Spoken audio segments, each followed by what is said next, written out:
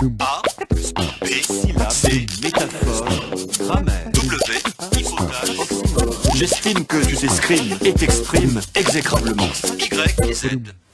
Ah, le superbe mot zouave. On a l'impression, en le prononçant, que l'on fait le zouave. Il s'agit d'un emprunt tardif, début du XVIIe siècle, au berbère zouawa, nom d'une tribu kabyle dans laquelle on recrutait des soldats. Le terme a été adopté en 1831 pour désigner les soldats algériens d'un corps d'infanterie indigène, puis les soldats français de ce corps.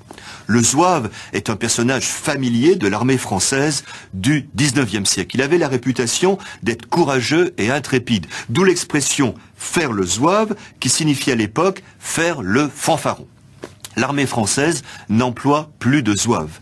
L'expression est restée, mais en changeant de sens. La fanfaronnade est devenue l'excentricité, aidée sans doute par l'uniforme, cette culotte de zouave, bouffante, froncée sous le genou, serrée à la jambe, qui pouvait sembler quelque peu excentrique. Faire le zouave aujourd'hui, c'est faire le pitre, un drôle de zouave.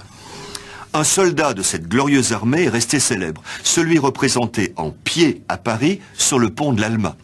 Quand la Seine est en crue, on suit la montée de l'inondation par le niveau qu'elle atteint sur la statue. D'abord le pied, puis le genou, puis la taille, la poitrine.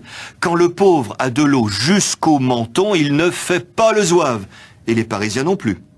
A, B, syllabe, C, métaphore, grammaire, W, hypothèse, oxymore.